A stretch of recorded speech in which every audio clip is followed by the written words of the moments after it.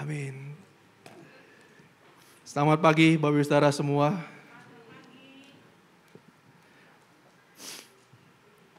Saya begitu menikmati pujian penyembahan. Terima kasih juga untuk semua tim worship.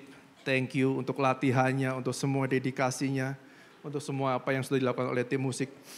Sehingga bisa mensupport jemaat, bisa memuji, menyembah Tuhan, dan merasakan hadirat Tuhan dalam hidup setiap kita. Amin. Minggu lalu, Pastor Yos sudah membagikan mengenai bobot suatu perkataan. Sehingga kita bisa bertumbuh menjadi orang-orang yang tahu bagaimana berkata-kata. Gak perlu harus bersumpah demi surga, demi bumi, bersumpah demi kepala kita sendiri nih. Potong telinga saya. Kalau orang zaman dulu gitu ya, kalau gak percaya potong telinga saya. Gak perlu, karena apa? Karena kita memiliki bobot perkataan yang benar di depan Tuhan. Karena tema bulan ini adalah berbicara mengenai perkataan. Saya juga akan melanjutkan mengenai tema khotbah ya. Saya hari ini berbicara mengenai tidak jauh berbeda dengan perkataan, tapi saya ingin mengajak untuk setiap kita belajar dari satu orang yang bernama Timotius. Perlu diketahui terlebih dahulu bahwa Timotius adalah seorang anak yang dilahirkan dari sebuah keluarga di mana ibunya adalah seorang Yahudi, tapi bapaknya adalah seorang Yunani.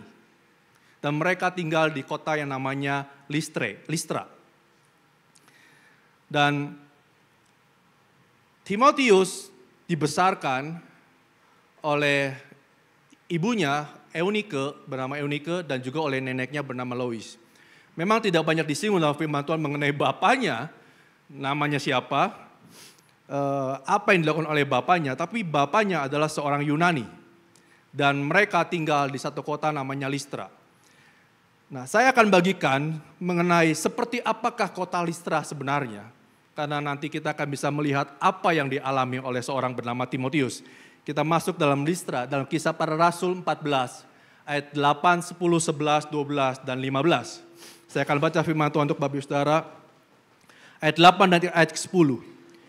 Di Listra ada seorang yang duduk saja karena lemah kakinya dan lumpuh sejak ia dilahirkan dan belum pernah dapat berjalan. Lalu kata Paulus dengan suara nyaring, "Berdirilah tegak di atas kakimu." Dan orang itu melonjak, berdiri lalu berjalan kian kemari. Jadi pada waktu itu di Listra ada orang yang gak pernah bisa berjalan. Lalu ketika Paulus Barnabas dalam perjalanan misinya sampai di kota Listra, Paulus melihat orang tersebut dan dia bilang, "Bangkitlah, berdirilah, berjalan." Lalu orang lumpuh tersebut bangkit dan bisa berjalan. Lalu di ayat yang ke-11. Ketika orang banyak melihat apa yang telah diperbuat Paulus, mereka itu berseru dalam bahasa Likaonia, "Dewa-dewa telah turun di tengah-tengah kita dalam rupa manusia." Barnabas mereka sebut Zeus dan Paulus mereka sebut Hermes karena ia yang berbicara. Jadi di kota Listra tinggal ada orang-orang Roma, ada orang-orang Yahudi dan juga banyak orang Yunani di sana. Dan kebanyakan orang di sana memahami atau percaya akan adanya banyak Allah atau banyak dewa. Jadi saudara bisa bayangkan, Timotius dilahirkan dalam satu keluarga yang ibunya orang Yahudi yang percaya pada satu Tuhan, tapi bapaknya percaya banyak Tuhan. Nah, pusing gak lu? Pusing gak tuh? Anaknya bingung nih kan? Bahkan pada waktu Paulus menyembuhkan orang dari lumpuh berjalan, orang-orang Yunani punya konsep cara berpikir para dewa.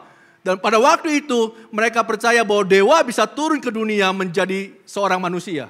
Jadi saya pikir Tuhan Yesus datang ke dunia menjadi seorang manusia bukan konsep yang asing di zaman itu. Buat kita aja asing.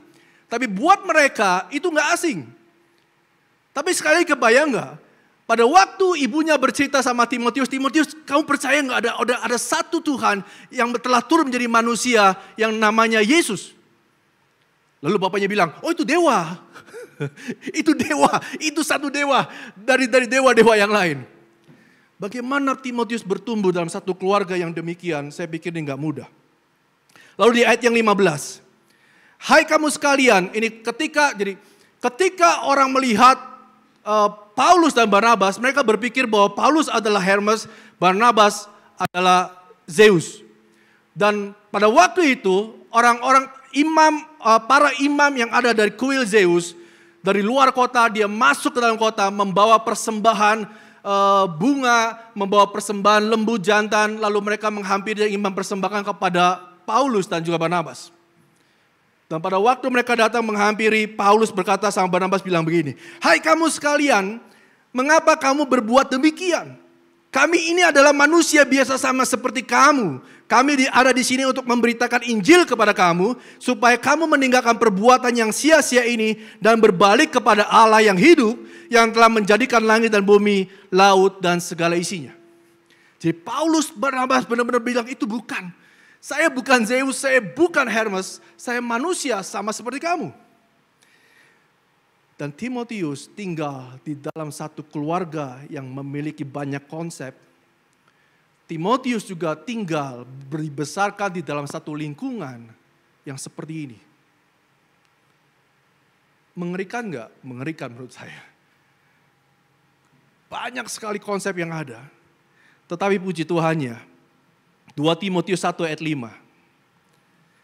Dikatakan, sebab aku teringat, ini kata Paulus, sebab aku teringat akan imanmu yang tulus ikhlas, yaitu iman yang pertama-tama hidup di dalam nenekmu Lois dan di dalam ibumu Eunike, dan yang aku yakin juga hidup di dalam dirimu. Di ayat yang di Kisah Rasul 16 ayat 23. Timotius ini dikenal baik oleh saudara-saudara di Listra dan di Ikonium. Dan Paulus mau supaya dia menyertainya dalam perjalanannya. Apa yang kita bisa petik dari cerita ini? Sekalipun Timotius dibesarkan dalam keluarga yang notabene banyak sekali konsep pengajaran di sana, yang bisa jadi bahkan dituliskan iman yang ada dalam diri neneknya Lois, Eunike ibunya, juga ada dalam Timotius. Bisa jadi hipotesa saya adalah Timotius, bapaknya tidak terlalu banyak berperan di sana. Atau mungkin bahkan Timotius dibesarkan oleh seorang single mother. Sekalipun mungkin bapaknya ada, tapi dia tidak memiliki banyak peranan. Tetapi dalam kondisi yang demikian pun, Timotius bisa bertumbuh menjadi baik. Dan bahkan bukan cuma sekedar baik, ketika Paulus bertemu dengan Timotius, Paulus bilang, aku mau dia yang menemani perjalananku, perjalanan misinya. Artinya Timotius bertumbuh bukan cuma sekedar anak yang pada umumnya. Tapi ia tahu apa yang terbaik, apa yang baik, hidup berdasarkan iman yang dia punya seperti neneknya dan juga seperti ibunya. Saya ingin mengencourage, ini berita baiknya.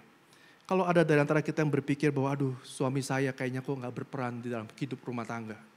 Suami saya kayaknya kok gak ngurusin anak-anak saya. Suami saya kok kayaknya perilakunya begini, perilakunya begitu. Bahkan suami saya mungkin bukan orang yang kenal Tuhan. Cuma saya hari ini yang ke gereja. Cuma saya hari ini yang ngedidik ngurus anak-anak saya. Berita baiknya is okay. Memang tidak ideal. Memang pasti tantangannya banyak. Tapi bukan berarti tidak bisa. Selalu ada kasih karunia di sana. Di mana Tuhan bisa memakai orang tua yang mungkin tidak utuh di dalam membangkitkan satu generasi yang mengenal Tuhan. 1 Timotius 3 ayat 2-7. Perjalanan hidup Timotius tidak sampai hanya di kota Listra. Tapi kemudian ketika Timotius berjalan mengikuti perjalanannya, akhirnya Timotius ada di satu kota yang bernama Efesus. 1 Timotius 3 ayat 2-7. Karena itu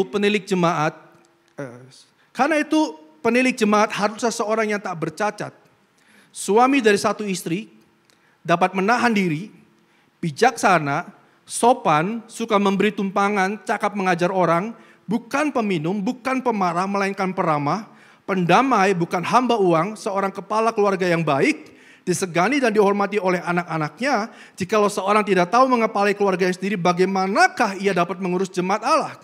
Janganlah ia seorang yang baru bertobat, agar jangan ia menjadi sombong dan karena hukuman iblis. Hendaklah ia juga mempunyai nama baik di luar jemaat, agar jangan ia digugat orang dan jatuh ke dalam jerat iblis. Paulus menulis surat pada waktu Timotius ada di kota Efesus. Kalau kamu mau membangkitkan seorang penilik jemaat atau pemimpin, pilihlah satu yang pertama adalah pemimpin yang tak bercacat. Dan seterusnya tadi kita baca. Artinya apa? Bahwa artinya di kota Efesus banyak orang-orang yang demikian. Banyak orang-orang yang cacat hidupnya. Di dalam bahasa aslinya dituliskan arrested, artinya orang-orang yang dipenjarakan, orang-orang yang ditahan. Atau orang-orang yang gemar melakukan kejahatan. Walaupun kita melihat hari ini kenyataannya, ya memang di pengadilan banyak ketidakadilan. Dan bisa jadi ada orang yang tidak berbuat pun dihukum, mungkin itu terjadi. Tapi konteks saya bukan ke sana, tapi konteks jemaat Efesus adalah mereka orang-orang yang gemar melakukan kejahatan. Dan bukan cuma itu, Paulus tinggal di dalam kota Efesus. Ia tinggal bersama orang yang dikatakan suami dari satu istri. Artinya banyak orang di sana, seorang suami yang punya istrinya banyak. Bukan cuma satu. Lalu berikutnya,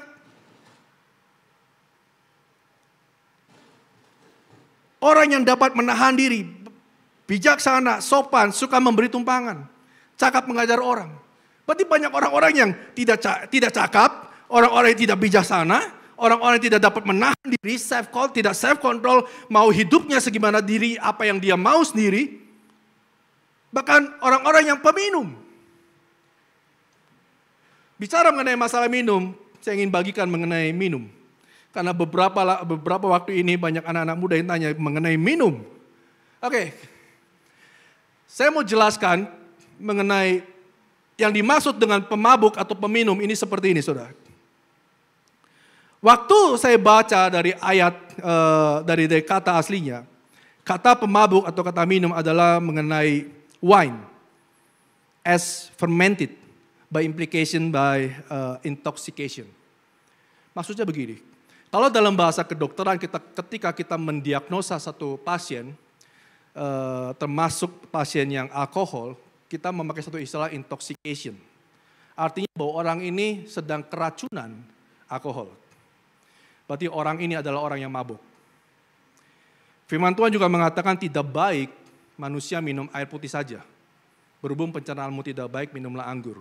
Satu riset juga mengatakan bahwa ketika kita minum alkohol, satu sloki berapa? 60 mili. Dia akan meningkatkan metabolisme 7 kali lipat. Sama seperti kafein. Kafein 5 kali lipat, alkohol 7 kali lipat. Ketika ada orang bertanya sama saya, boleh nggak minum alkohol? Jawaban saya bukan boleh atau tidak boleh. Pertanyaannya, kenapa kau mau minum alkohol?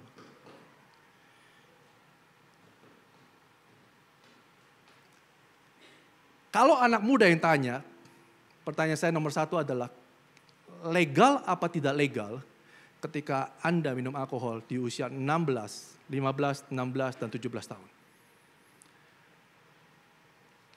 Itu hal yang paling penting, legal apa tidak? Kalau tidak legal, jangan pernah lakukan. Yang kedua, ketika saudara minum alkohol, pertanyaannya adalah, saudara mabuk apa tidak? Kalau saudara mabuk, jelas pasti tidak boleh. Karena yang dimaksudkan firman Allah di dalam Imamat 10 ayat 8-9, Tuhan bilang gini. Tuhan berfirman kepada Harun, janganlah engkau minum anggur atau minuman keras, engkau serta anak-anakmu bila kamu masuk ke dalam kemah pertemuan, supaya jangan kau mati. Itulah satu ketetapan yang selamanya bagi kamu turun-temurun. Dan kata anggur yang dipakai adalah yayin, yang artinya intoxication. Jadi maksudnya adalah orang gak boleh mabuk. Jadi boleh gak minum anggur? Kalau tujuan saudara hanya untuk mabuk, gak boleh. Tapi kalau saudara tinggal di Eropa dan saudara minum anggur untuk kesehatan, untuk menghangatkan tubuh, untuk meningkatkan metabolisme, boleh tidak? Boleh. Lalu pertanyaan berikutnya ketika saudara minum anggur. Apakah dengan saudara minum anggur, saudara akan menjadi berkat buat orang lain, apa tidak? Hal yang paling gampang gini. Kalau saya posting di Instagram, saya posting sama bir, sambil bergaya, terus orang lain semua lihat. Pertanyaannya, jadi berkat apa enggak? Wah, ini pendetanya tukang mabuk. Wah, ini pemimpin-pemimpinnya tukang mabuk. Oh, ini orang-orangnya tukang mabuk. itu tidak baik. Pertanyaannya bukan boleh nggak boleh, tapi untuk apa kita minum? Kalau itu adalah kelemahanmu ketika minum alkohol, ya udah nggak perlu, ngapain? Kalau hanya untuk senang-senang yang gak ada tujuannya, nggak perlu juga. Jadi saya pikir biar clear, biar jelas. Bukan boleh nggak boleh, tapi apa tujuannya? Kenapa kita harus melakukan itu? Nah, di Efesus, Timotius menghadapi banyak sekali orang-orang yang suka mabuk. Yang pasti hanya untuk pelarian, hanya untuk meringankan dirinya, pikirannya, lepas dari semua masalah, dan semuanya itu tidak baik. Dan pasti kita berkata sama orang demikian, tidak baik untuk orang-orang minum anggur. Lalu yang berikutnya seorang bukan hamba uang. Kalau saudara lihat di sini, ini ada satu orang namanya Demetrius, seorang ahli perak di kota Efesus. Kerjaannya adalah membuat patung-patung dewa dari perak, lalu dijual-jualin. Kenapa? Karena di Efesus banyak sekali dewa. Jadi semakin banyak dewa, semakin bisa dia membuat karya dan dia dijual dan dia dapat uang banyak. Makanya waktu Kristus masuk, Paulus membawa berita Yesus yang hanya ada satu Tuhan, maka ini akan merugikan buat seorang bernama Demetrius. Kalau Tuhannya cuma satu, saya buat patung cuma satu. Jadi lebih baik patungnya banyak, Tuhannya, dewanya banyak, saya bisa bekerja dan saya bisa mendapatkan banyak uang. Ini yang dimaksud dengan seorang hamba uang. Dulu saya praktek pagi dan sore. Tapi hari ini saya nggak bisa praktek untuk sore. Waktu saya berdoa, saya renungin, Tuhan saya terusin nggak ya Tuhan praktek sorenya. Saya bilang, kalau ini kehendak Tuhan, dan akhirnya waktunya semakin banyak dipakai, udah saya sore nggak usah praktek. Kalau saya hanya mengejar kehidupan saya, bukan berarti saudara harus jadi full timer, bukan berarti saudara harus meninggal pekerjaan, bukan itu poinnya. Ini konteks yang saudara tangkap prinsipnya tapi jangan aplikasikan, karena pasti akan berbeda. Tapi hari itu pilihan saya, apakah saya mau menyediakan waktu lebih banyak untuk melakukan apa yang Tuhan mau untuk saya lakukan, atau saya akan sibuk hanya untuk mencari uang melalui praktek saya. Tapi hari itu saya bilang, Tuhan, oke Tuhan, saya percaya bahwa ini apa yang Tuhan kehendaki. Jadi hari ini saya cuma praktek pagi, sore saya nggak praktek. Tapi poinnya yang saya sampaikan, janganlah hanya karena kita fokus hanya uang, lalu kita meninggalkan apa yang jadi kehendak Tuhan dalam hidup kita. Di sana juga di Efesus ada orang-orang yang bukan kepala keluarga yang baik. Bahkan dikatakan, bagaimanakah ia dapat mengurus jemaat Allah kalau ia tidak dapat mengepalai keluarganya sendiri. Jadi di Efesus juga banyak orang-orang, suami-suami yang gak peduli sama keluarganya. Saya gak tahu apa yang dia lakukan, tapi dia gak peduli sama istrinya, dia gak peduli sama anak-anaknya. Bisa juga mungkin bapaknya Timotius juga gak peduli sama anaknya.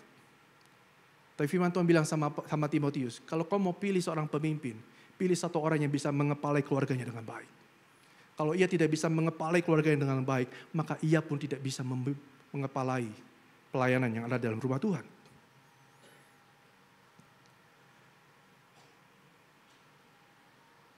Hal baik yang ingin saya sampaikan di poin pertama ini adalah, sekalipun Timotius tinggal di dalam satu keluarga, di dalam satu lingkungan yang demikian hebohnya, poin yang pertama adalah Tuhan selalu bekerja di dalam segala keadaan.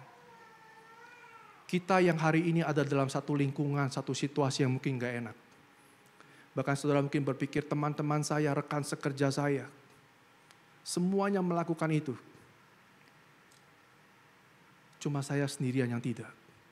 Bagaimanakah kita perlu bersikap? Selama saya praktek dulu, sekarang udah enggak, saya mungkin pernah bersaksi juga. Setiap kali dulu praktek, medrep obat selalu datang sama saya. Dia bilang, Dok, Sabtu ini kosong enggak? Kosong, kenapa? Bos saya datang dari Jakarta. Ke klub yuk. Bos saya datang dari Jakarta. Karaoke yuk. Saya bilang, Pak, enggak usah ajak saya. Enggak usah ajak saya. Kalau ada pasien yang mau obat yang paten, saya akan kasih yang paten. Kalau ada pasien yang nggak mau yang paten, mau yang generik, saya akan kasih yang generik. Kalau Bapak ada bonus mau kasih saya, nggak apa-apa. Tapi ajak saya untuk hal-hal yang demikian, buat saya nggak usah, Pak. Bahkan Bapak ada bawa ke saya, datang ke saya tempat praktek bawa roti gulung lagi, roti gulung lagi, nanti croissant, nanti yang banyak. Saya bilang nggak usah, Pak. Terlalu banyak saya numpuk kalori di perut saya nanti. Karena saya tahu, kalau saya pergi sama mereka, mungkin satu kali saya pergi ke klub malam, saya nggak akan jatuh dalam dosa. Yakin saya enggak. 2 kali saya diajak pergi ke sana, saya nggak akan jatuh dalam dosa, minum alkohol, minum obat juga enggak. 3 kali saya diajak sana juga enggak, saya nggak akan jatuh. Tapi kalau terus-terusan saya ada di tempat itu, suka tidak suka, mau tidak mau, akan ada momennya di mana ketika saya pergi ke sana, mungkin saya lagi ribut sama istri saya, mungkin saya lagi ribut sama orang-orang di pelayanan, mungkin saya lagi ribut sama orang-orang di tempat pekerjaan, mungkin saya lagi banyak pikiran, dan di momen itulah yang ditunggu. Saya akan jatuh, hanya tinggal tunggu waktu. Jadi, tapi sekali lagi yang saya bagikan adalah Tuhan selalu bekerja di dalam setiap perkara. Yang kedua yang saya bagikan dalam melalui kehidupan Timotius. Kita buka di 1 Timotius 4 ayat 12. Jangan seorang pun menganggap engkau rendah karena engkau muda. Jadilah teladan bagi orang-orang percaya dalam perkataanmu, dalam tingkah lakumu, dalam kasihmu, dalam kesetiaanmu, dan dalam kesucianmu. Paulus bilang sama Timotius, jadilah teladan di dalam perkataanmu, tingkah lakumu, kasihmu, kesetiaanmu, dan kesucianmu. Ada satu cerita seorang anak, waktu itu anak ini sudah kuliah. Saya cuma baca ceritanya, apakah cerita ini real apa tidak real. Tapi saya pernah baca satu ceritanya, ada satu orang kuliah, pemain basket. Suatu hari dia diwawancara, dan dia tanya, sejak kapan kau bermain basket? Baru saat kuliah saya main basket. Loh, kamu hebat main basket, tapi kenapa baru kuliah kamu main basket? Saya berpikir bahwa orang-orang yang bermain basket pasti orang-orang yang dari SMA, SMP, SMA, lalu kuliah main basket. Dia bilang, enggak Pak, saya SMP, SMA, saya pernah main basket. Tapi saya berhenti main basket. Apa yang membuat kamu berhenti? Dan orang ini cerita, yang membuat saya berhenti adalah ketika satu hari ada seorang pelatih basket bilang, kamu orang yang tidak berbakat. Dan sejak itu saya berhenti untuk bermain basket. Dan baru setelah dia masuk kuliah, ada satu orang yang melihat ternyata dia bisa main basket dan akhirnya dilatih dan menjadi seorang pemain basket yang luar biasa. Yang ingin saya bagikan adalah betapa besarnya dampak sebuah perkataan. Ketika kita mengatakan sesuatu, berbicara sesuatu, pernahkah kita berpikir bahwa apa yang kita katakan akan memiliki dampak bagi orang lain dan juga bagi hidup setiap kita? Paulus juga berkata, jadilah teladan dalam perkataan. Ketika kita berkata-kata satu dengan yang lain, apakah kita berkata-kata dengan kasar? Apakah kita berkata-kata dengan, minggu lalu juga saya sudah bagikan, kebun binatang yang keluar kemana-mana. Stop. Jadilah teladan dengan perkataan kita. Kata-katanya baik, tidak kasar, intonasinya juga baik, belajar. Tidak mudah, apalagi untuk orang-orang yang memiliki latar belakang yang berbeda, punya kebudayaan yang berbeda, tidak mudah. Tapi kita, sama seperti Timotius yang tinggal di kota Efesus, Paulus bilang, jadilah teladan dalam perkataanmu. Bukan cuma itu, Paulus bilang jadilah teladan di dalam tingkah lakumu. Contoh yang paling gampang. Saya bawa handphone. Kalau saya ngomong sama Bapak Ibu Saudara sambil saya pegang handphone, saya ngomong, saya putar, saya scroll, apa yang saudara rasain?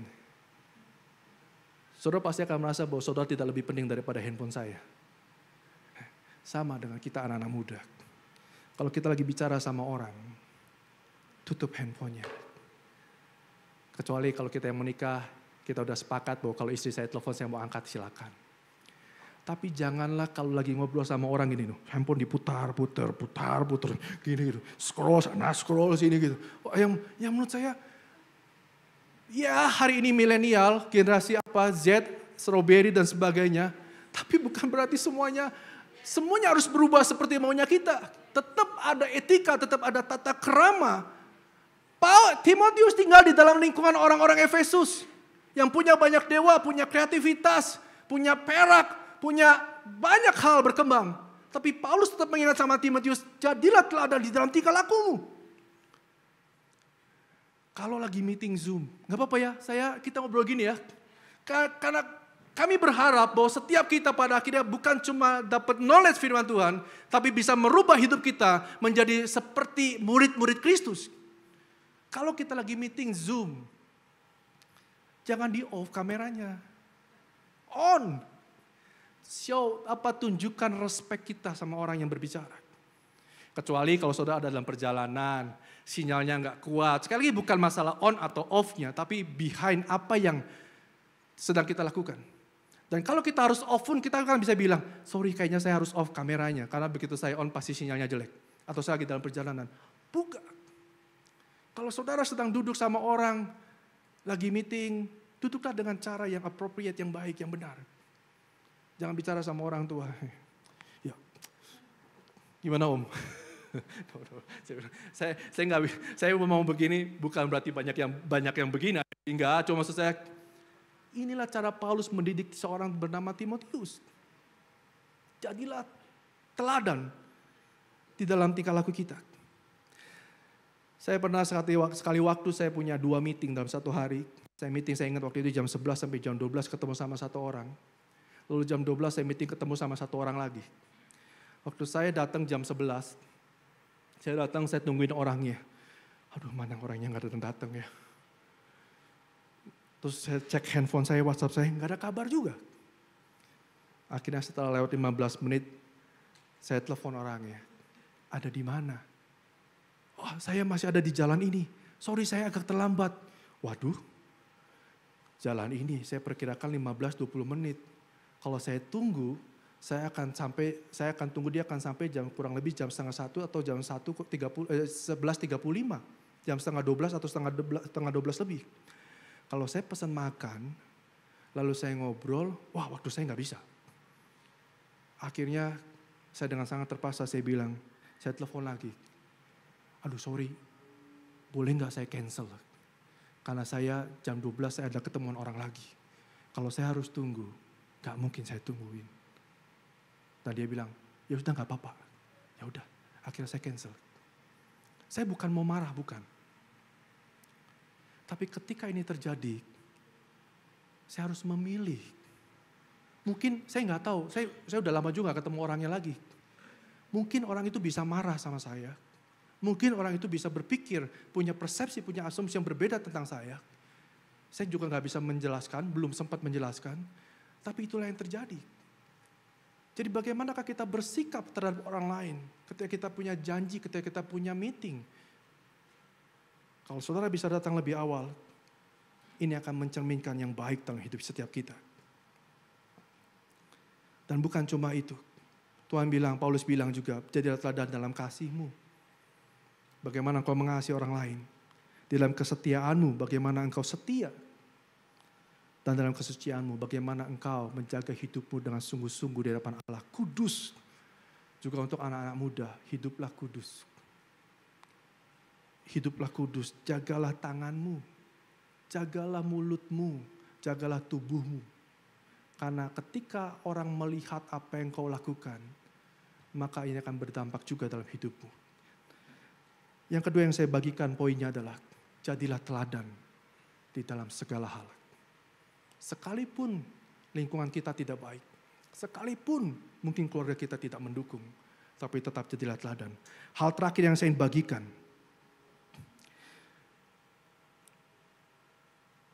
1 Timotius 3 ayat 2-7, kita udah baca firman tadi. Karena itu penilik jemaat haruslah seorang yang tak bercacat, suami dari satu istri dan sebagainya.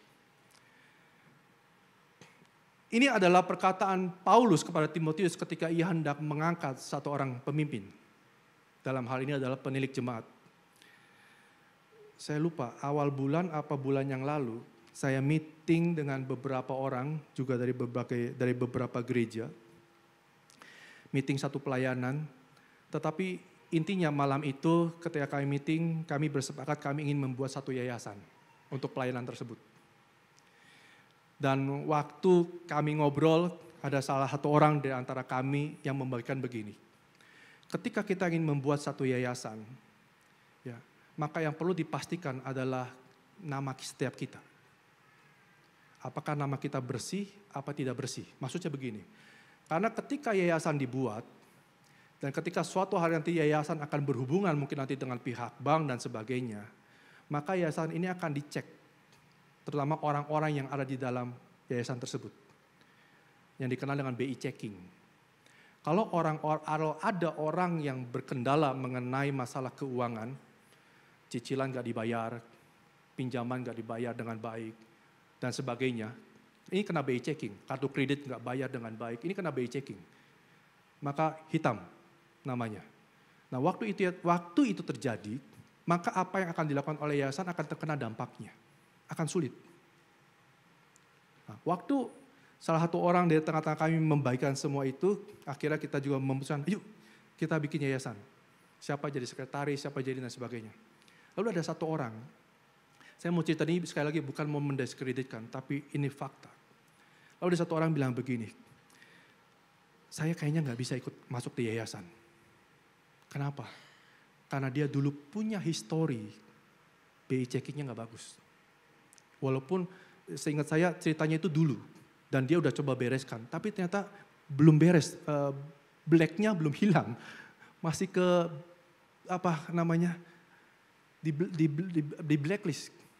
Jadi saya bilang daripada ini berdampak sama yayasan, lebih baik saya nggak masuk. Tapi saya willingly, saya mau melayani bersama-sama. Dan akhirnya singkat cerita, orang itu tidak masuk dalam nama yayasan. Saudara nangkep maksud saya? Apa yang kita lakukan dalam hidup kita, kita berpikir itu kan urusan saya. Itu kan keluarga saya. Ini kan nama saya. Gak bisa saudara. Saudara harus bisa lihat jauh ke depan. Ketika saudara hidup di tengah-tengah dunia ini, ketika saudara hidup ingin menjadi berkat bagi dunia ini, bagi bangsa ini, maka apa yang saudara lakukan akan punya dampak kepada lingkungan sekitarnya. Termasuk pinjol. Jangan pernah lakukan pinjol. Ketika nama saudara nyangkut di sana, saudara kena BI checking. Dan ketika itu terjadi, maka ini yang kita perlu lakukan. Ini yang saudara perlu tahu. Seringkali, atau gini,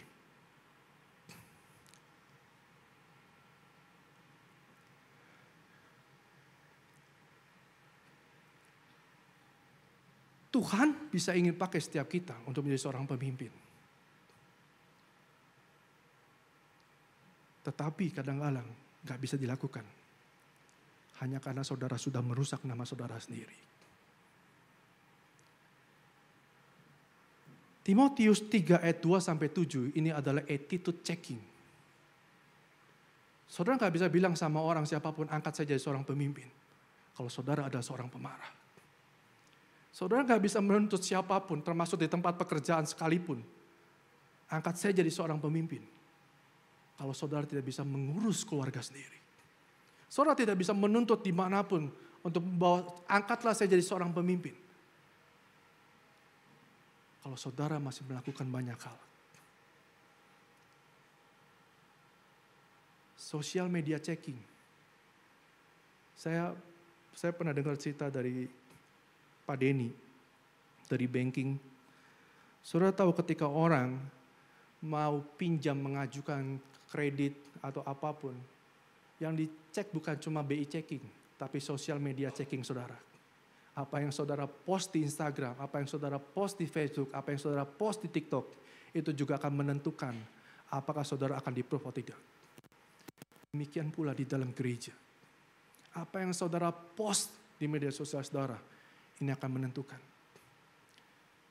Kalau saya selalu ngepost setiap malam, pergi ke tempat yang gak baik. Jangan bilang bahwa tujuan saya untuk menginjili di sana. Orang gak akan tanya tujuannya apa, tapi orang akan lihat kemana saya pergi, di mana saya pergi, dan bersama siapa saya pergi. Dan waktu orang melihat semua histori itu, bukan cuma satu, bukan cuma dua, bukan cuma tiga. Apa yang ada dalam benak saudara.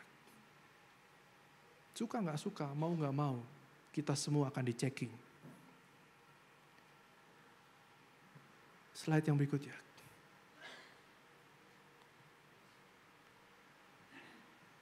Sebelumnya. Ada nggak sebelumnya? Oke. Ini poin ketiga yang saya bagikan. Teladan yang baik menentukan arah hidupmu. Mau saudara diurapi sekalipun. Mau saudara seorang pemimpin pujian sekalipun.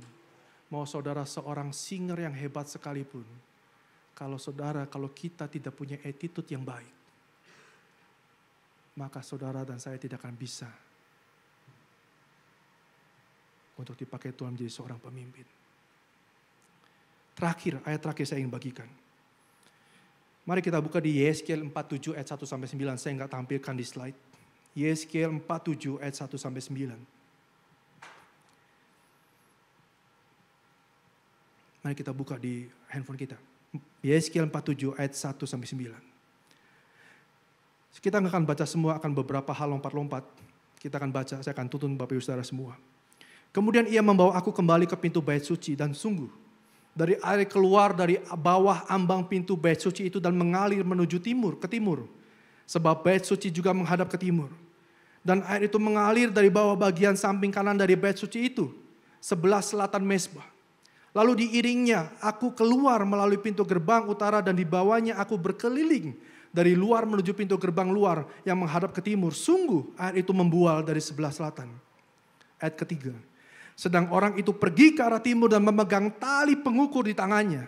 Ia mengukur 1000 hasta dan menyuruh aku masuk ke dalam air itu, maka dalamnya sampai pergelangan kaki.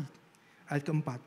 Ia mengukur 1000 hasta lagi dan menyuruh aku masuk sekali lagi ke dalam air itu. Sekarang sudah sampai di lutut. Lalu terus sampai ke pinggang.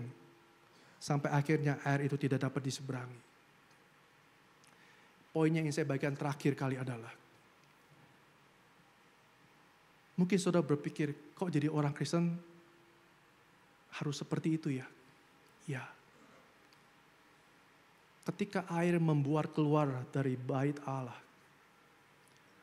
ada satu orang yang akan mengukur berapa tingginya bait air tersebut. Ketika saya dan saudara keluar dari gereja, akan ada orang-orang yang akan mengukur hidupmu. Seberapa dalam engkau hidup bersama dengan Kristus. Mau gak mau, suka gak suka orang akan lihat.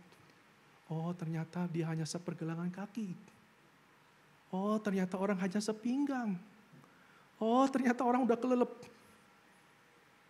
Oh orang ini cuma sekaki pengenalan akan Tuhannya. Kayaknya untuk begini bukan tempat yang tepat buat dia. Oh orang yang ini yang sepinggang. Ini yang diperluin untuk menjadi seorang pemimpin. Karena karakternya baik. Di perusahaan saya butuh orang-orang yang karakternya begini. Saudara kita nggak bisa bilang, yang penting hati kita mendekat sama Tuhan. Bahkan di gereja pun hati kita mendekat sama Tuhan itu sudah lebih dari cukup. Tapi kenyataannya enggak demikian. Hidup saya, hidup Bapak Ibu Saudara semua, kita semua akan diukur pada akhirnya.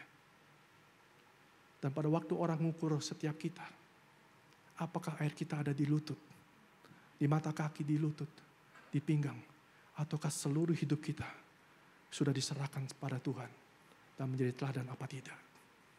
Karena ketika orang mengukur, maka orang akan memberikan tanggung jawab yang lebih dalam hidup setiap kita. Amin. Mari saya undang untuk kita bangkit berdiri. Saya undang tim musik maju ke depan. Sebagai kesimpulan, melalui Pak Timotius ini kita akan melihat bahwa Tuhan selalu bekerja di dalam segala keadaan.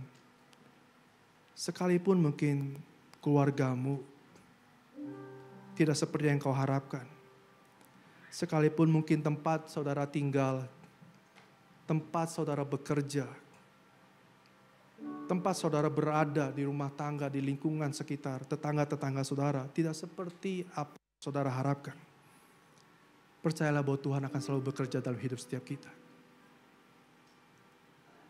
Hal kedua, di tengah semuanya itu tetap jadilah teladan. Janganlah kita menjadi orang-orang yang terhanyut dengan dunia ini.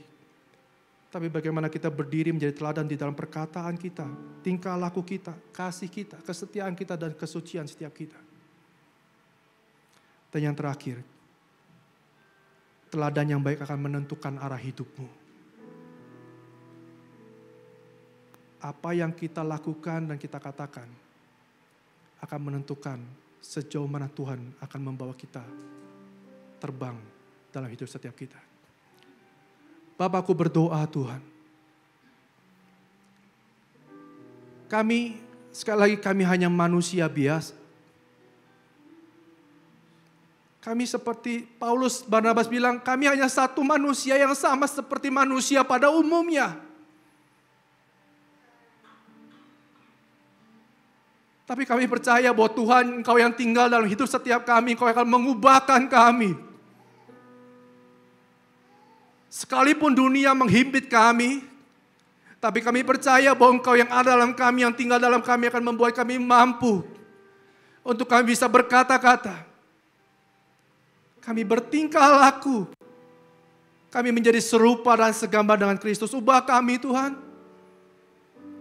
Ubah hidup kami Tuhan. Kami percaya Engkau akan membuat kami mampu. Selalu ada kasih karunia-Mu Tuhan dimanapun kami berada. Bapa, aku berdoa memberkati seluruh jemaat-Mu Tuhan. Engkau akan mengubah hidup setiap jemaat. Engkau akan membawa seluruh jemaat-Mu Tuhan. Untuk menjadi teladan. Di dalam perkataan yang mereka katakan. Di dalam perbuatan yang mereka lakukan. Di dalam kesetiaan mereka. Di dalam kasih mereka satu dengan yang lain. Bahkan di dalam kesucian, kekudusan mereka di hadapan Engkau Tuhan. Terima kasih Bapa untuk firman-Mu.